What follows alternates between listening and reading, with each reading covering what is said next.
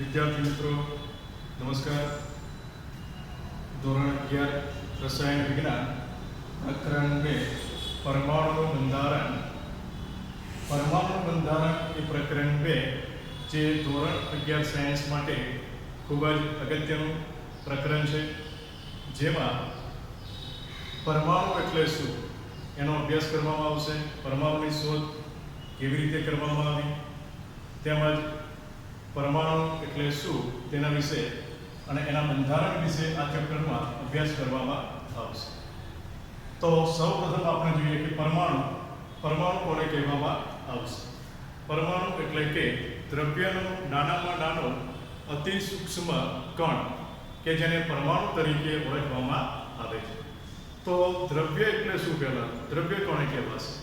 તો દ્રવ્ય એટલે કે આપણી આજુબાજુ રહેલા कोईपण पदार्थों के जे बळ धरावे छे अने जग्या रोके छे तो एने आपणे द्रव्य तरीके ओळखवामां आवे छे। जेम के आ चौक, तो चौक आपणे जोईए तो अहींया आपणे हथेळीमां मूकीए तो आपणने शुं लागशे? वजन लागे छे, એટલે કે દળ ધરાવે છે અને બીજું શું કરે છે?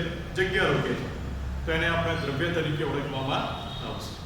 તે જ પ્રમાણે આ ડસ્ટરની વાત કરીએ तो आ डस्टर ए पण आपणे अहींया मूकीशुं तो जग्या रोके छे, दळ धरावे छे, माटे एने पण आपणे द्रव्य तरीके ओळखवामां आवे छे। आपणी आजुबाजु रहेल समग्र पदार्थो जेम के बॉलपेन होय, ते ज प्रमाणे पेन्चिस, आपणी पाटली, आपणी ચોપડી, ए बधा शुं कहेवाशे? द्रव्य। वनस्पति, તે જ પ્રમાણે પ્રાણીઓ, મનુષ્ય એ પણ શું છે? દ્રવ્ય છે।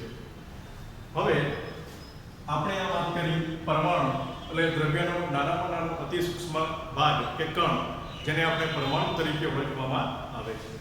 આ પરમાણુની શોધ અથવા પરમાણુ વિશે સૌપ્રથમ ડાલ્ટન નામના વૈજ્ઞાનિકે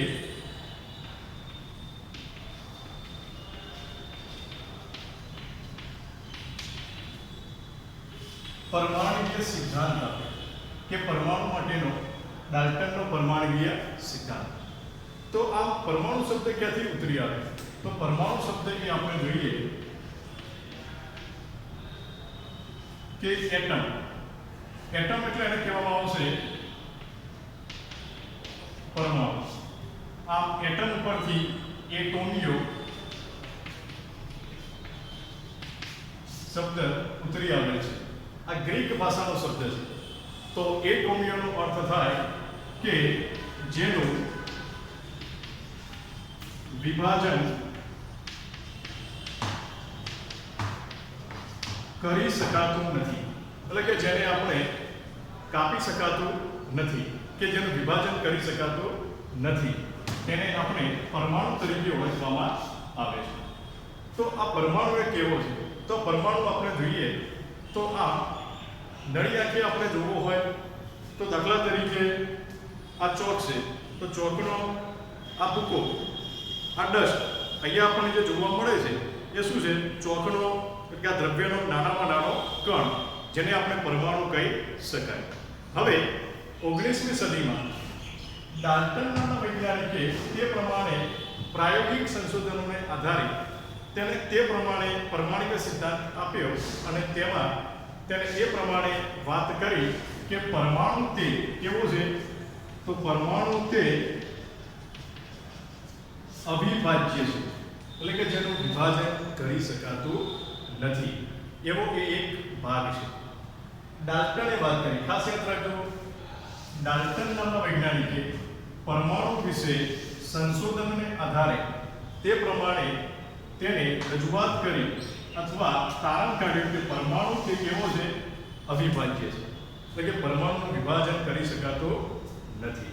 પરંતુ ત્યારબાદ 20મી સદીમાં આપણે જોઈએ તો ઘણા વૈજ્ઞાનિકો આવ્યા અને નવી નવી પરમાણુ વિશે સંશોધનો થતા ગયા।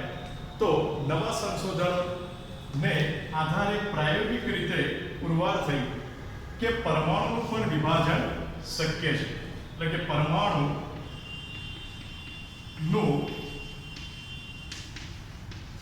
વિભાજન તે કરી શકાય છે. આમ પરમાણુનું વિભાજન તે બે રીતે શક્ય બન્યું. તો પરમાણુ એટલે શું વિદ્યાર્થી મિત્રો? કે પરમાણુ કેવો હોય?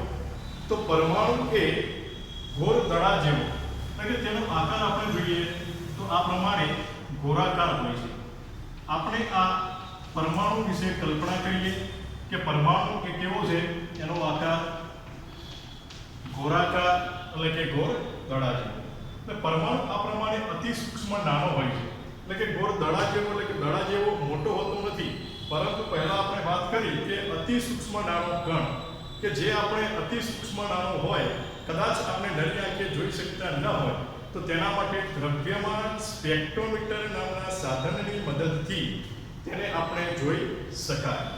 હવે પરમાણુનું જે વિભાજન થયું, એ પરમાણુનું વિભાજન તે બે રીતે શક્ય બન્યું. એટલે કે બે રીતે વિભાજન થયું કે પરમાણુના કેન્દ્રનો ભાગ અને બીજો પરમાણુના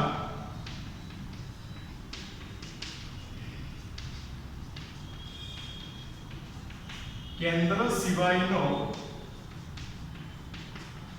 બહારનો વર્તુળાકાર ભાગ.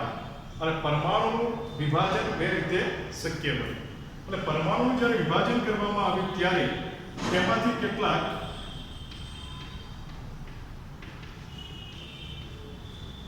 અપરમાણવીય કણો શોધાયા. એટલે કે એમાંથી 3 અપરમાણવીય કણો શોધાયા. હવે એ 3 અપરમાણવીય કણો કયા છે, તો એના વિશે તમે 9માં 10માં અભ્યાસ કરીને આવેલા જ છો. તો એ કયા અપરમાણવીય કણો? તો એ છે ઇલેક્ટ્રોન, પ્રોટોન અને ન્યુટ્રોન. આ ત્રણેય અપરમાણવીય કણો એ પરમાણુમાં આવેલા છે. એટલે આ ત્રણેય અપરમાણવીય કણો છે. ઇલેક્ટ્રોન, તો ઇલેક્ટ્રોનનો વીજભાર કેવો છે વિદ્યાર્થી મિત્રો? તો ઋણ વીજભાર છે. ઇલેક્ટ્રોન કેવો વીજભાર ધરાવે છે? ઋણ વીજભાર. જ્યારે પ્રોટોન કેવો વીજભાર ધરાવે છે? તો ધન વીજભાર. આ ખાસ યાદ રાખવાનું. અને ન્યુટ્રોન કેવો વીજભાર ધરાવે છે? કોઈ વીજભાર ધરાવતો નથી. એના ઉપર પ્લસ કે માઈનસ કોઈ ચિહ્ન જોવા મળતું નથી. એટલે કે ન્યુટ્રોન ઉપર શું લખ્યું છે આપણે? 0.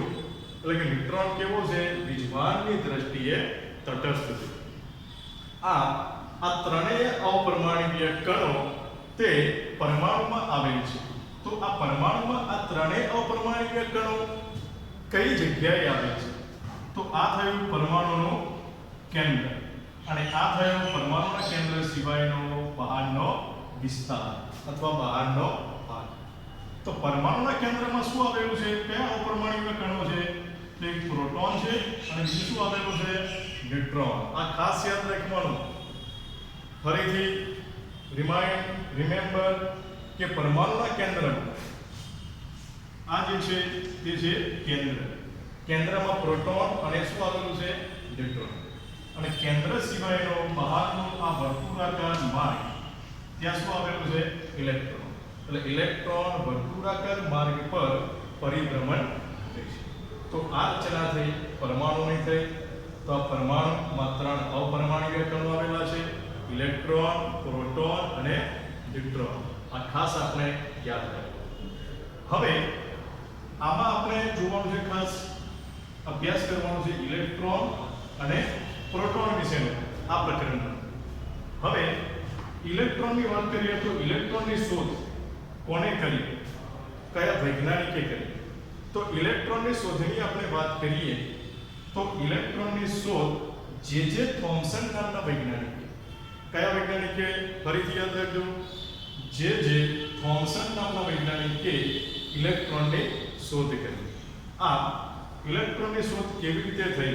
આમ તો જોઈએ તો અત્યારે હવે આ ઇલેક્ટ્રોનની શોધ, પ્રોટોનની શોધ, ન્યુટ્રોનની શોધ એ ટોપિક અત્યારે હાલ પૂરતા રદ કરવામાં આવેલ છે. તો એની ખાલી આપણે ઉપરની માહિતી મેળવી લઈશું કે ઇલેક્ટ્રોન કેવી રીતે શોધાય. તો માઇકલ ફેરાડે નામના વૈજ્ઞાનિકે એક પ્રયોગ કર્યો, વિદ્યુત વિભાજ્યનો પ્રયોગ. તેના દ્વારા ઇલેક્ટ્રોનની શોધ થઈ. તે જ પ્રમાણે એણે બીજો પ્રયોગ કર્યો કે વીજભાર નળી એટલે કે વિદ્યુત વીજભાર નળી. એને એક કાચની નળી લીધી અને તેમાં બંને બાજુએ ધ્રુવો ફિટ કર્યા, એક બાજુ એનોડ અને બીજી બાજુ કેથોડ. અને તેમાં આપણે જોઈએ તો એમાં ઇલેક્ટ્રોન એ વિદ્યુત વીજભાર નળીમાં એ આપણને આખો એક પ્રયોગ આપેલો છે. એ પ્રયોગમાં આપણે જોઈએ તો વિદ્યુત વીજભાર નળી શૂન્યાવકાશ કરેલી છે અને શૂન્યાવકાશ કરેલી નળીમાં કેથોડ તરફથી એનોડ તરફ ઇલેક્ટ્રોનનો પ્રવાહ એ અંદર વહે છે. આમ ઇલેક્ટ્રોન એ આપણે નળી આંખે જોઈ શકાતા નથી, પરંતુ આ ઇલેક્ટ્રોન એ આપણે જાણી શકાય છે કે આ ઇલેક્ટ્રોન છે એ આપણે જાણી શકાય, એને જોઈ શકાતો નથી, એટલે કે એનો અનુભવ કરી શકાય. દાખલા તરીકે પ્લગ હોય અને પ્લગમાં આપણને ખ્યાલ ના હોય અને માનો કે સ્વિચ ચાલુ હોય અને આપણે બલ્બ લગાવતા હોય અથવા કોઈ વાયર ક્રેક થયેલો હોય અને સામાન્ય રીતે અડી જવાય આપણે તો તરત શું આવે છે?